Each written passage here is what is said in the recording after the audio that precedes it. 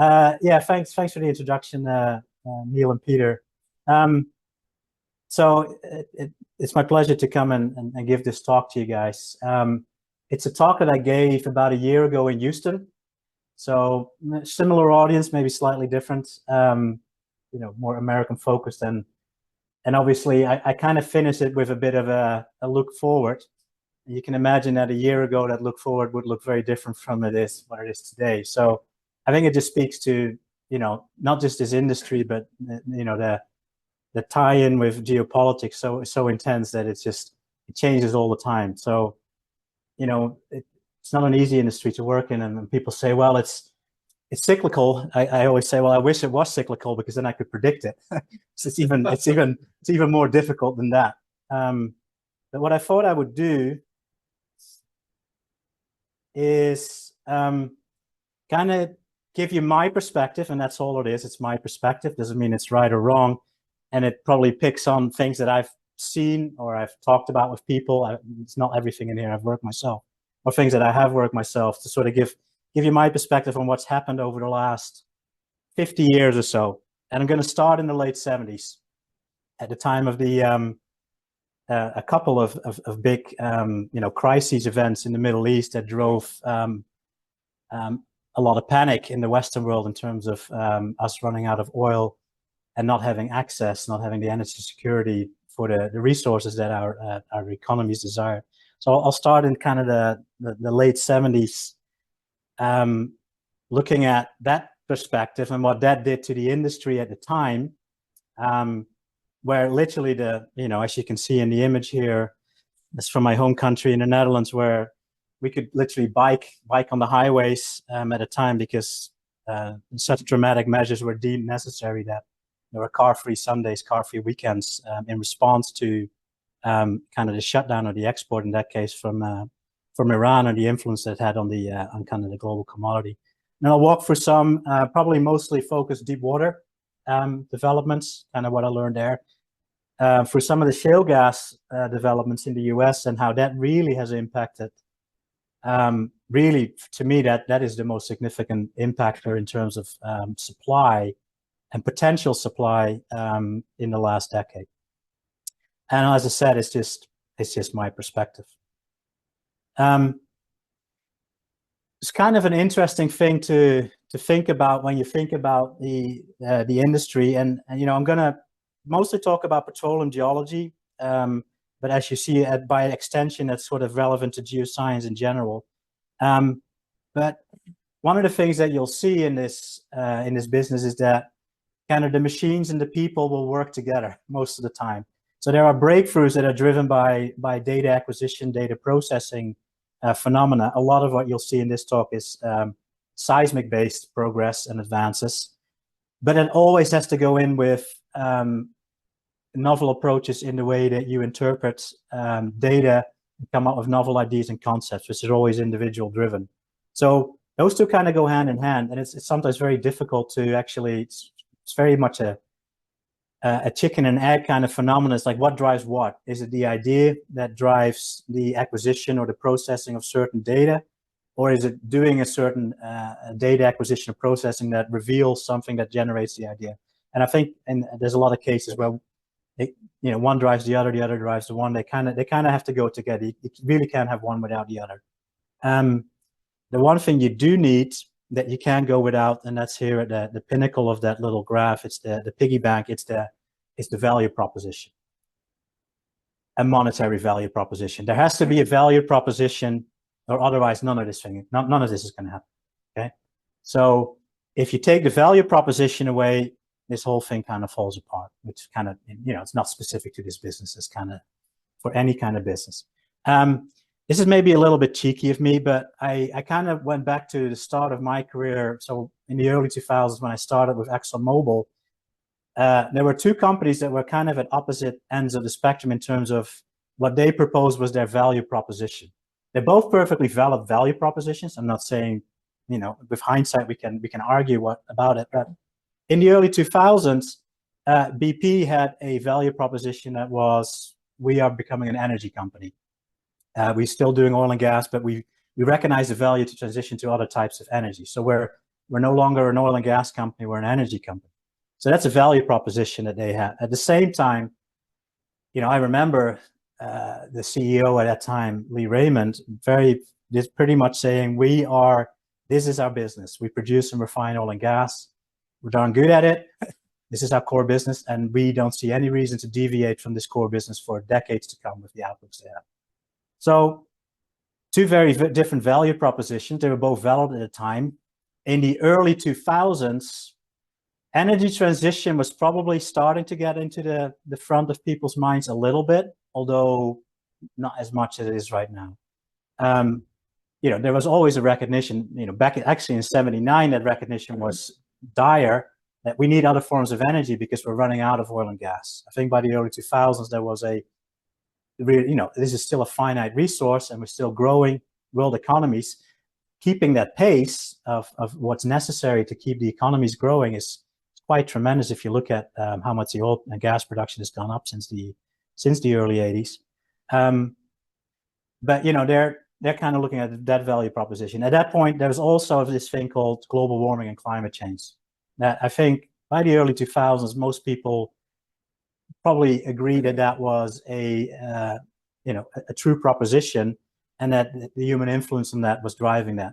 Now the question was, do we need to do something about it? It was maybe less of a value proposition. Now, the reason I pick on BP and Exxon is because I can make this really interesting graph on the bottom right. Hindsight's 2020, and there's correlation without causation in there and all that good stuff. But it's kind of funny to look at kind of monetary expenditure in upstream R&D of these companies versus their stock price. So, when you look at that graph, the green follows the green and the red follows the red. So, there's been quite a few articles of late that kind of compare, BP's evolution of their share price to some of what used to be their peer groups in the industry, and making that case of, did they have the right value proposition in the early 2000s? It's not as black and white as that. And there's a couple of key events in here that you need to highlight. One is 2010, the Macondo drill well disaster by BP, that clearly for BP, for a number of years, really curtails their ability to invest in a lot of things, whether it's oil and gas or not. So you can't completely separate that deviation in 2010 from that singular event. The other thing that you'll see for ExxonMobil is what really make ExxonMobil rise is post-COVID, right? It's just gone through the roof. So what's that? That is the Guyana development, okay? That is when first oil in Guyana happened on the back of the 2016 discovery. So that's, again, it's a singular thing that drives that stock price for what is already a very large integrated oil and gas company. Now, again, you can say, well, that's just luck of the draw, just hit that one-hit wonder. But I would probably make the argument that is the investment in an exploration climate from the mid-2000s onwards drove them to have a portfolio that included that, along with other things that they drilled and failed.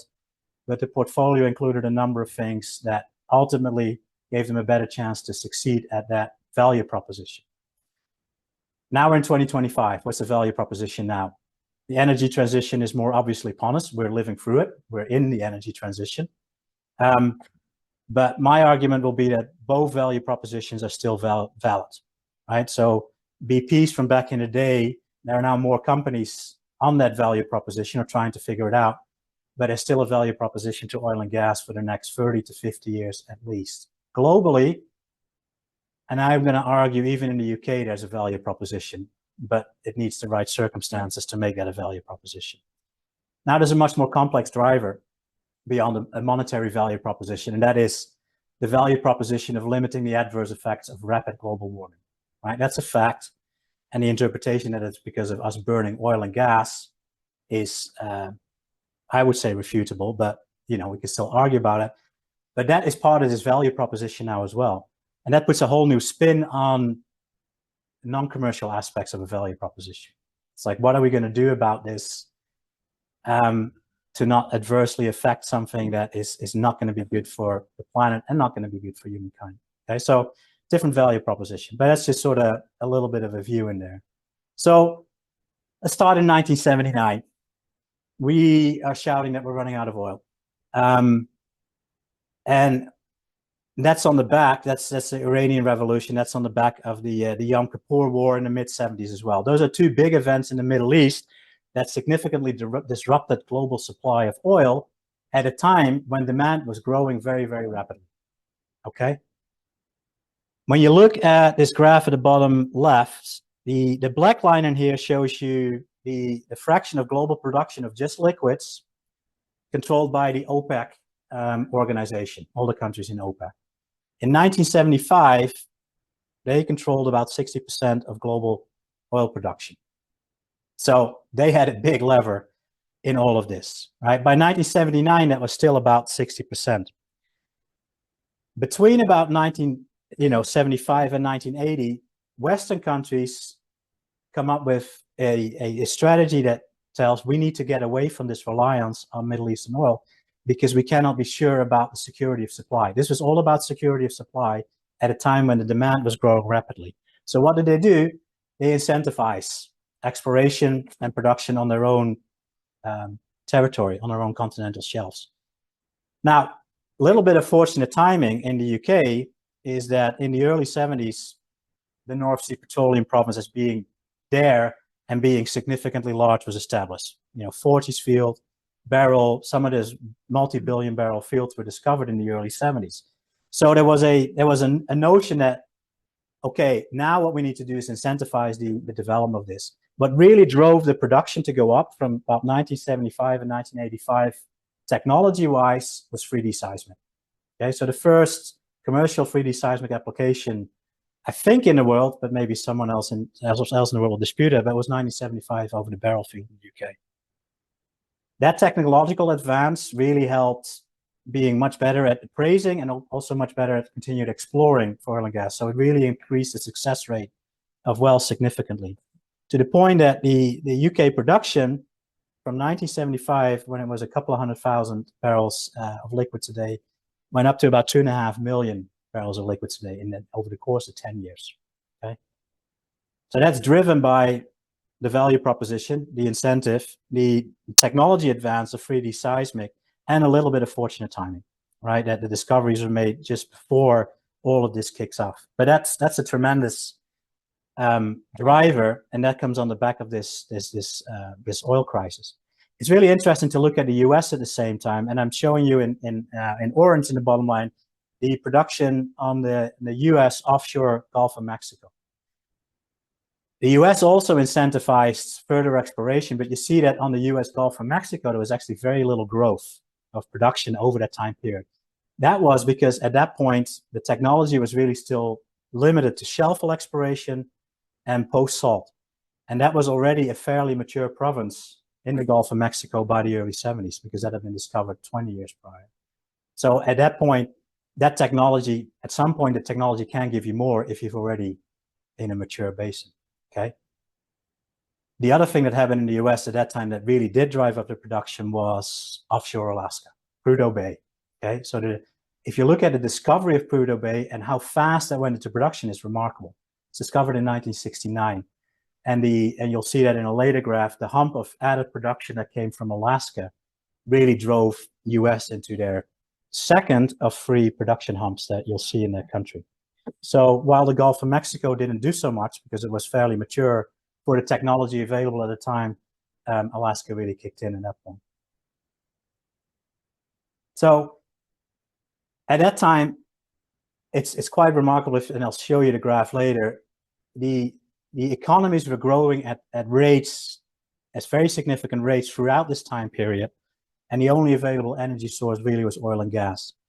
So even though you'll see the price environment started to collapse again because we were able to provide that supply and things kind of calmed down in the Middle East, at least for some time being, continued exploration happened away from that. And you can see in this graph as well that OPEC production share of global production by 1985 had halved to only 30%. Okay, that is a direct consequence of those crises in the late 70s. Now, getting into the early 90s to early 2000s, and this is sort of my sort of centric view, what really helped us keep pace with the demand was deep water. And with deep water, I mean both. I mean both present-day deep water, so it required engineering technology to be able to drill in these circumstances and produce, as well as the reservoir type. Most of these reservoirs were deposited in, even though they were older than the present day, in deep water environments. A lot of technology breakthrough at that time. Again, it's hard to see what the chicken and egg here were, but the advances in deep water reservoir understanding from the models that existed in the 80s to the models that were developed in the 90s and early 2000s is significant. Mostly significant in the understanding that, yeah, okay, we get sand in the deep water, but do we get significant volumes of sand? That was always the question at the time, is like, do you get significant amounts of sand deposited beyond the slope shelf break in passive margin settings, right, in very large oceanic basins?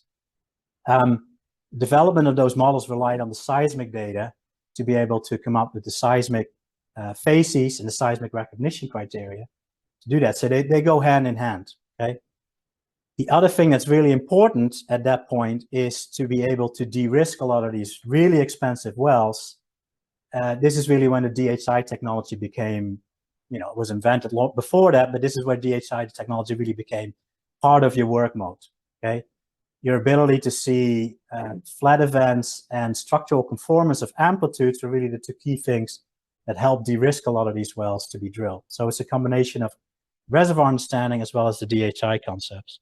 The example I'm showing here is offshore Angola, where you can see kind of what Angola was producing in shelfal reservoirs sort of before, sort of around 1990, having a fairly respectable, 700,000-800,000 of barrels of oil production per day. But then the real advance here is in the offshore realm, where you can see, basically two big areas. Sorry for the people online, it's kind of hard to point. But this is what became Block 17, operated by Total, Block 15 operated by Exxon. This is Block 16, it was operated by Shell. What's the difference there? It's where the fairways are. It's just basic reservoir fairway mapping, okay? But, I say, okay, very clever, Total and Exxon. The first well that actually was drilled out here by Total, just interesting anecdote, Block 17, targeted a high amplitude continuous reflection package, because that was a reservoir in the Gulf of Mexico, these big distributive systems. They actually ended up drilling the source rock in the first well. It wasn't after that they decided, okay, let's try these confined fairways where I see all the DHI attributes, but they were so reluctant to drill that because the paradigm was that the slope channel systems were areas of bypass, so that the reservoir would be of poor quality if there was any. And the reason I see any DHI indicators is just because I got some gas or fizz gas. It's not, that's what I'm looking at. Gas in poor quality rock. Turned out we're looking at oil in very good quality reservoirs, right? So that again was a paradigm that had to be overcome by the drill bit. And it required failure first before they got to that. The failure actually helped de-risk the hydrocarbon system. So there's kind of a learning there. On the back of that well, because Exxon were partners with Total in Block 17, that's when Exxon just 80-90% success rate in Block 15, because it's been de-risked. And at that point, it's like, all right, I know what I'm looking for. My 10-year-old son can do exploration in Angola at that point, right? But hindsight's easy. The next phase of deep water exploration really gets into the subtle trap types. So initially, big four-way closures, combination traps. I can see all the DHI attributes. The subtle and stratigraphic traps, the concept of a stratigraphic trap existed long before that, but the aptitude to explore for that, particularly in Cretaceous age systems on the West African margin, required just that next level of DHI de-risking. Part of the problem with strat traps is, particularly in deep water systems, is that any potential flat event is also where you usually get a change of slope and change of gradient at a toe of slope. So you get kind of a flat lithological change at the base of the reservoir. Any amplitude conformance often is also lithologic, right? Because it's the outline of the fan, and any down dip change in amplitude could just be reservoir quality. So it was really hard to de-risk that. This is where AVO became kind of a stronger player, because the other DHI attributes were less useful. So the AVO-based exploration and the AVO-based seismic inversion became much more of an exploration tool, albeit very often with no greater success rate than anything else in the initial wells. because the AVO is so reliant on reservoir thickness and porosity. But once you have that calibration point, then you know what you're looking for, right? So one of the big discoveries that drove this play type was Jubilee by Cosmos in 2007 in the Tano Basin, so on the Ghanaian side of the Tano Basin, and that again triggered a whole bunch of follow-up discoveries, still with significant remaining potential, and there's still discoveries being made in this play type since then. So that's strat traps. Now, what's the biggest strat trap that was drilled in the last decade? Lisa. Lisa wasn't drilled until 2016, right? So you go, okay, 2007, strat traps, Cretaceous, conjugate margin-ish, not quite, but close, proven. So why didn't they drill this way back when? That was geopolitically delayed, right? So this block was in force majeure. When I first arrived in Exxon, they already had the Staybrook block. So you can say, okay, it was just geopolitically delayed, but actually, this is a 10 billion, probably almost 20 billion by now, plus resource across Guyana and Suriname waters. But it was still a really risky strat trap, right? So I was at Exxon at the time, and it was, if this was such an obvious giant, why did Shell walk away? And why did Exxon not say, thank you very much, we'll take 100%? They were still going to farm it down to, about 40 or 50% an operatorship, right? So now hindsight's easy, but the bottom line is that was the right decision for Exxon to farm it down at the time, because even though it was 10 years after play over, because it's just an AVO-based anomaly you're drilling without calibration, it's a risky well and a risky frontier basin. It had just over 20% success rate, but he had 4 or 5 of these lined up around the world, and they're like, we accept a certain amount of failure as long as we get about a 20% success rate. And that's why I'm saying maybe it wasn't quite fortuitous that they that they got into this. In the flyer that's on the right from the data room, that you can find online, it's like they did indicate a possible hydrocarbon water contact that conforms to structure, but most people looked at it as like, that's just lithological change. It's just where a thick reservoir goes to thin reservoir.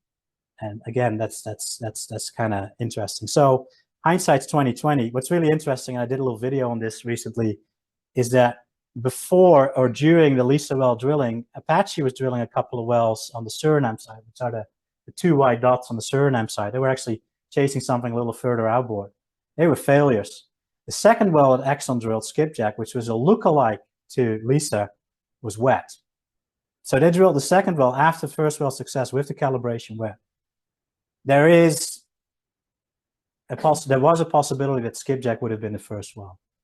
And I just propose that if that was the case, this would still be out there to be discovered, right? Because Apache would have drilled 2 wells, which just shows. Exxon would have drilled a wet well. Yeah, there's an onshore heavy oil field in Suriname, but who in this room would have dared to go back and say, yeah, but it's this guy you should drill, right? It's just a reminder that we need to be humble. It's also a reminder that there's still opportunities like this out there if you think that has a value proposition, okay? Again, sticking to the deep water theme, but sort of slightly different twist, is the other big advance is really improved imaging. So both from acquisition and from FWI type processing, really improving that subsalt imaging, deeper imaging, really helped unravel a lot of the crustal architecture of, in this case, the South Atlantic Salt Basin. This applies to Gulf of Mexico. This could apply to things like the Red Sea. And this, again, is a bit of a chicken and egg kind of thing, is that the development of these new crustal models and the realization that you have these hyperextended crustal domains quite far outboard, but because it's a hypercrustal extended domain, I still have preserved synrift deposits, in this case, lacustrine deposits that have the propensity for source and kind of an unusual carbonate reservoir type. The development of those models kind of went hand in hand with the seismic. So this is one of those, it's hard to judge whether the ID generated the advance or whether the seismic advance allowed people to illuminate the data to the point where they could really interpret it. But this is really a case of, in a very simplistic sense, just map the hyperextended domain, and that's the play domain. That's the line on this map, right? Again, hindsight's 2020, but if you had that notion and that concept with the data to do that, you could have unlocked, over 30 billion barrels of oil in this part of the world. Each one of these things kind of drove up maybe 2 to 3 million barrels of oil equivalent production a day, sort of plateauing. So they were all big contributors in their own way to that growing demand. There is one contributor that has dwarfed everything else in the last 40 years, and it's the US shale boom. It has absolutely, if you look at how much production that has added to the mix, that is dwarfing anything else. And it completely changed the balance and the outlook of things, right? So again, this on the top left is the is US. This is just US liquids production, daily production, right? So there was a guy, King Hubbard, who came up with this concept of peak oil in the mid-50s, late 50s. So he predicted, based on cream and curve analysis and just sort of typical distribution of production, that oil production in the US would peak in 1970 or thereabouts. He was right. He was right. Okay, that concept is perfectly valid, provided that you don't add new plays or new technology to your cream and curves, right? So when you look at the gray, which is the onshore lower 48 production, then the sort of blue wedge is Gulf of Mexico add. It has a little bit of a bump in the 90s and 2000s. That's the deep water revolution there. Then you can see that secondary bump in green. That's the Alaska oil, right? So that's adding a new play that he was not aware of in the 50s. So that creates another hump. Now, if you were a geologist in the early 2000s, or just any person, and you looked at this, and you would have said, I'm going to predict what the US oil production will be in 2020, you'd probably go like, 2, 3, 4 million barrels a day. If you would have said it's going to go to 10, 12, 30 million barrels per day, and it could go even higher than that, everybody would have told you were nuts, right? They would. It's like, there's no way. This thing is creaming. This is a play opener that has added not 2 or 3, but 5, 6, 7, 8 million barrels of daily production. That upsets the global demand balance. That drives the 2015 price crash. It's not, you can say it's Saudi trying to up their volumes, but they're trying to outcompete this. But this is the real driver of that. Shale reservoir. So I worked some of the shale stuff. So for me, it was revolutionary because the whole notion that you had a reservoir rock on here that you could actually drill, complete, and produce from was just nuts, right? Because shale, by the definition of the term, is an argillaceous fissile rock. It's got clay minerals in it. That's not a reservoir. And sure as heck, we're not going to put a slick water frac on that because that's not the rock type you want to deal with water. But I think it was probably an engineer that at one point said, actually, why don't we try it? Because I'm not sure this is really a shale because it doesn't have the clay mineral components. And what we found out in a lot of these reservoirs is that even though they're dark and fine grains, they're biosiliceous or biocalcareous rock types. They used to be chalks and radial layer and oozes and things like that. They have mineral pore space, and that's where the hydrocarbons are. When people tell you about organic matter porosity, that's maybe 20 years before. That's not what these are. These are conventionally trapped in just very tight rocks. Okay? So they're very subtle traps. So that was revolutionary. And in the US, that just drove production, and that upset the global balance. Can this play type be replicated elsewhere in the world? Absolutely, right? This idea that the Permian Basin is so unique in its geology. You hear people say that, oh, but the Permian Basin had this really weird, unique. Nah, you got plenty of basins around the world that have this as well. It's a lot of the other things, the above ground side of things, as well as the cost. In the particular, by the time the Permian came around, it was first the Devonian stuff, then it was some of the Cretaceous things that were drilled. And by the time they went to the Permian, they were competitive on a cost structure to Saudi producing fields, right? So it's about driving the cost down. So that boom, that was a big dramatic effect in about 2015. So just looking at what happened over that time period. What you can see on the top left graph in black is West Texas Intermediate average annual price per barrel, inflation corrected. And if you do that, you can actually see that the inflation corrected price on the back of the Iranian oil crisis was higher than it's been at any time since then. Okay, so that really was a just a trigger of an event. You can see that price dropping because we are able to supplement that with reserves from other parts of the world. Okay, and then it stays low for a while, climbs back up as we continue to climb economies, and then 2015, 2014, 15 is when the price crash happens because of the glut from the shale oil. Okay, there's a couple of other graphs in there that are, it's kind of a busy graph, but we have time, we can talk through it. It is geoscience. This is not just petroleum geology, but geoscience enrollment numbers, undergrads in the US and the UK. Orange in the US, green in the UK. And you can see that that follows to some extent the oil trend, to some extent, which means there's, that geoscience enrollment is very strongly at that time related to the oil and gas business is the dominant employer and the dominant reason people go and study geoscience, right? They end up in other things, but that really drives a lot of the programs, a lot of the research, a lot of the universities. You also see that while the US and the UK had not dissimilar numbers in the early 80s, that really starts diverging. And I put a red arrow in there in 1988, and that's when the education reform happened in the UK, at which point geology and geography, for that matter, were no longer taught subjects past the age of 14. So I'm just going to make a case that if, and that's still a proposition, if we need more geoscientists in general, and we still need petroleum geoscientists, that's the level that this problem needs to be attacked at. Because if that wasn't the case, I would predict we'd see 30 to 50% more enrollment of students, simply because they're not getting exposed to the subject matter. Regardless of the perception, whether this is a bad discipline or has no future in a jobs or anything, most of the time people go study things because they,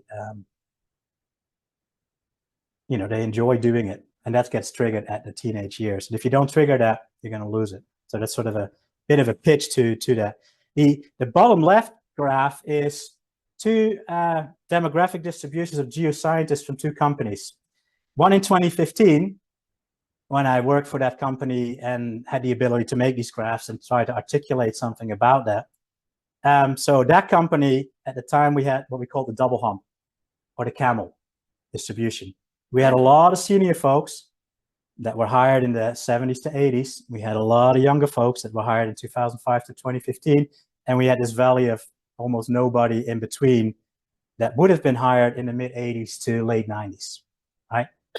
And that caused huge problems in that organization, because not having that middle group really made mentoring of the younger staff real difficult, and it made the progression into the very senior advisors very difficult as well, because there were just so few of them to pick from. Okay, so I was like, I guess it's you because you're here, as opposed to it's you because you're the best out of the 20, right? So that sounds kind of harsh, but that's the reality. And we vowed we would never ever do this again. That's literally what we said in 2015 in this company. And then the crash happened. For a little while, that company persevered, but in the end, they kind of cratered, just like everybody else did. The second distribution in orange is for a company I worked for in 2024, and I made that graph for the talk I did last year. It was the age distribution of all geoscientists, and with geoscientists, I have petrophysicists, operations geologists, geologist, geophysicists, but I'm excluding geotechs, not because I don't think they're part of it, but I didn't have access to that data. And now you see, instead of two humps, we only have one hump. So we've gone from a camel to a dromedary. It basically shows that we have retired the older crowd that were hired in the 70s to early 80s. The generation in between are now the old farts, so to speak. And the people that were hired between 2005, 2015 are now the bulk. What's behind that? Nothing. Almost nothing. There's very, very few people coming in.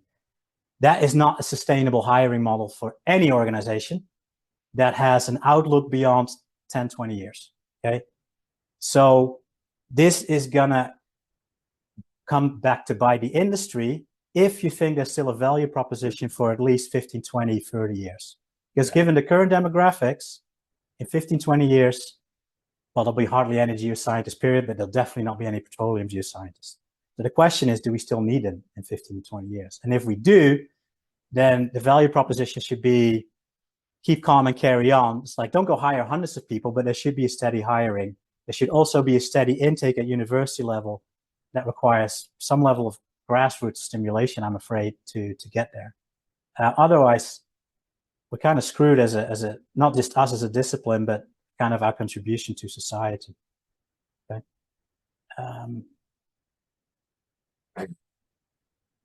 See if I can do this. So kind of what I kind of talked you through is this sort of, it's not quite cyclical, although if you squint your eyes, it kind of looks cyclical. But you go through these periods where there's perceived shortage of supply and perceived oversupply. So in 1979, we're screaming that we're running out of hydrocarbons and stop driving your cars on a Sunday. Today, it's the opposite, right? People say, stop, we don't need any more. We don't want it, and we got plenty, okay? To be at this stage in 2025 as an industry is quite remarkable, because if you look at the bottom left graph, that is the daily production of liquids and gas in red that has been needed to happen to keep up with demand. It's doubled since 1980. So we're producing twice as much oil and gas now as we did 40 years ago, okay? At present, the reserve base that we have is about 40 to 50 years of reserve for oil and gas of the global reserve base. And then with the projected demand and a decline in that necessary, do we need any more? Right, that's the question. We can just produce our reserve base. We need some people to kind of keep these operations going, but the romance of appraisal and exploration is gone. I think that notion is folly for 3 reasons. The most important reason, and something that people tend to struggle with, is if your portfolio is static, you're going to lose. Okay? Your oil and gas portfolio needs to be constantly updated. You need to be willing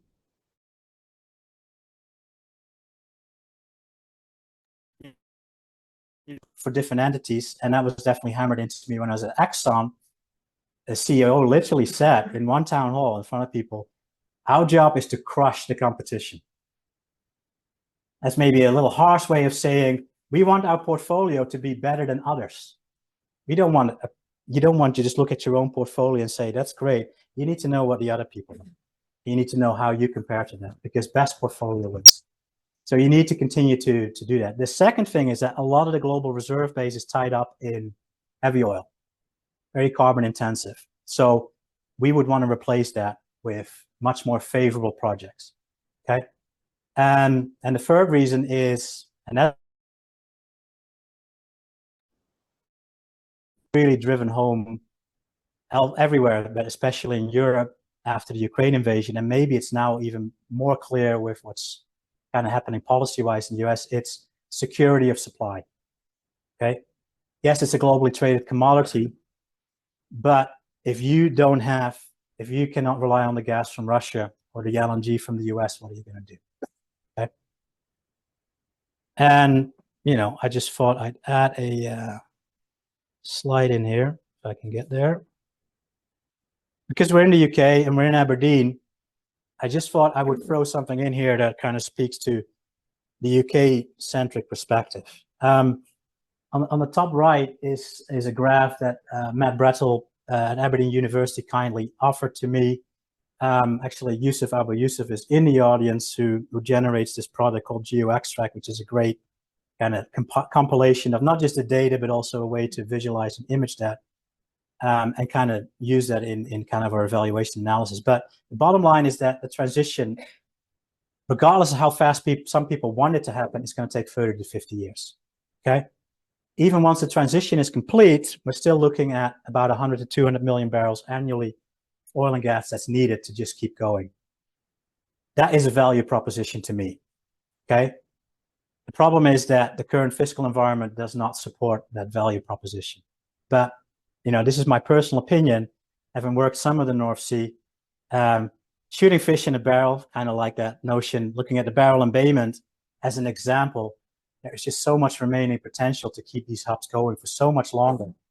But a lot of that does require exploration, or, you know, the favorite term, the 3-letter acronym is ILX, right? Infrastructure-led exploration. But it's really exploration, but the ability to tie that back into existing hubs and keep that hub going for longer. So I think that still has a value proposition in the UK if the fiscal regime can kind of match that. And I think it's also a value proposition from an energy security point of view that is just an added thing to consider in here. You know, barrel embayment, there's so many undrilled fault compartments left, subtle traps in the Upper Jurassic, all the injectite plays, there's so much oil and gas left in there that if there was a value proposition, we'd go after it. So I'd hope that that value proposition returns quickly, because if it doesn't, then at some point the damage is done and it's irreversible.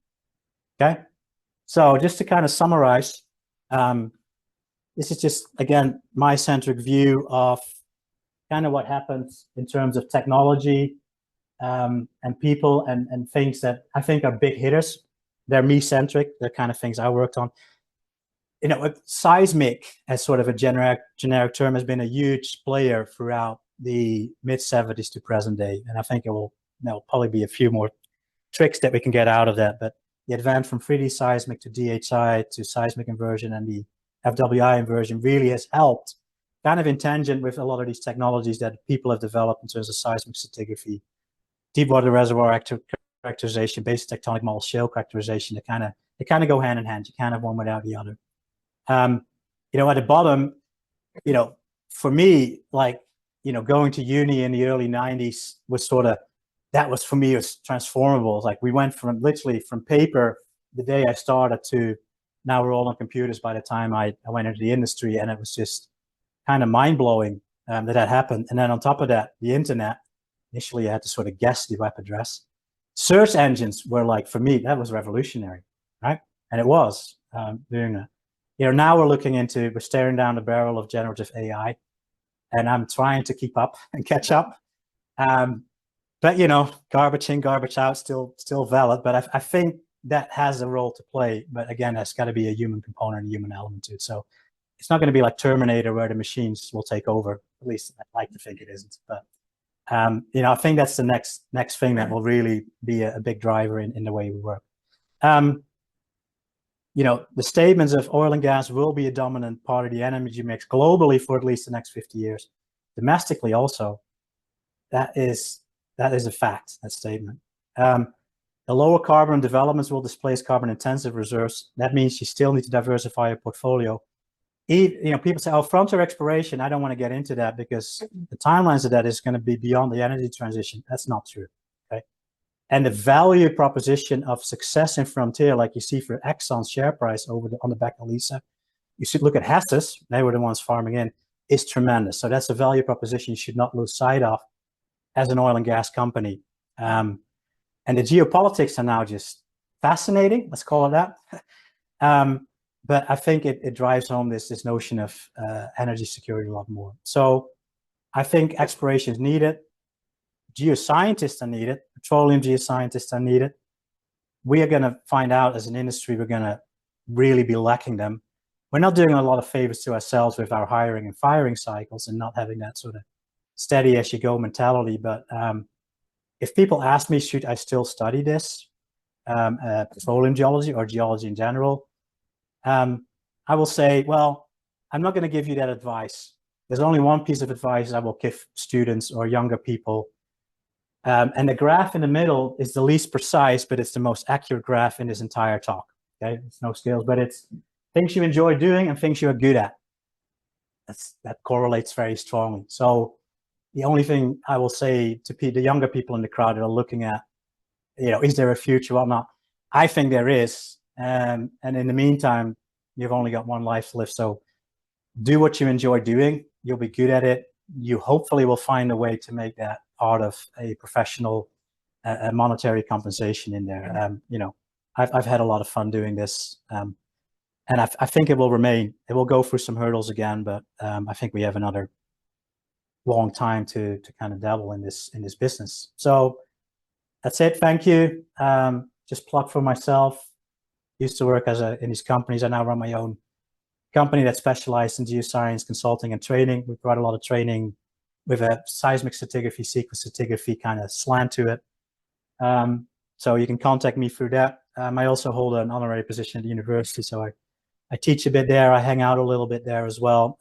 So you might run into me through that as well. So with that, thank you very much.